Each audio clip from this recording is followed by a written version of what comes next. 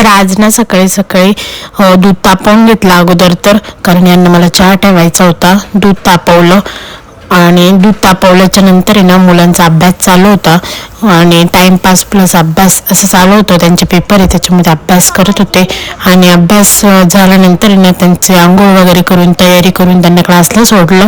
त्याच्यानंतर हे मस्त असे निवांत बसलेले होते. सो ते निवांत बसले होते त्याच्यामुळे मी पण बसली आणि मी पण त्यांना विचारत होती आणि श्रीजाला पण विचारत होती की काय भाजी करायची आज.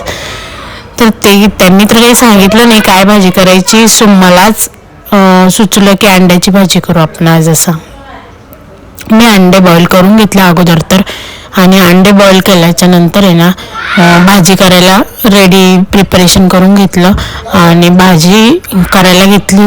हिंग जिऱ्याची फोडणी देते मी इथे आणि हिंग जिऱ्याची फोडणी थोडंसं हिंग जिरं थोडंसं तडतडू द्यायचं. त्याच्यानंतर आहे ना बॉईल अंडे टाकून द्यायचे.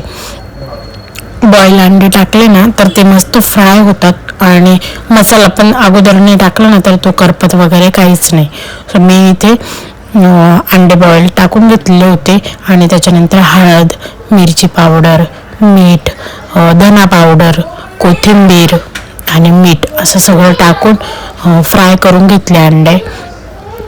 फ्राय केल्याच्या नंतर आहे ना मस्त असं कोथिंबीर वगैरे टाकून आणि थोडा वेळ राहू दिली आणि मस्त परतली ना भाजी तर खूप टेस्टी लागते. तुम्ही पण अशी भाजी करता की नाही कमेंट करून नक्कीच सांगा.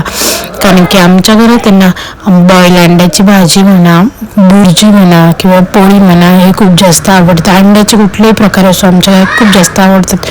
तर आमच्याकडे आठवड्यातून 2 किंवा 3 वेळा अंड्याचा कोणताही प्रकार असो तो होतोच.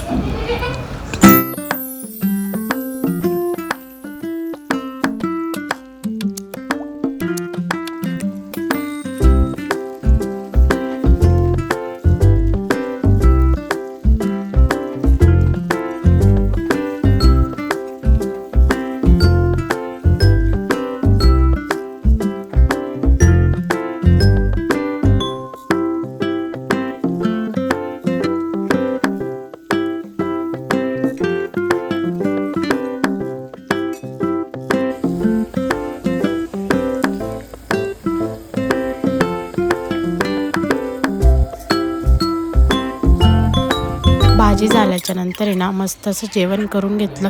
चला भेटू नेक्स्ट व्हिडिओमध्ये. बाय.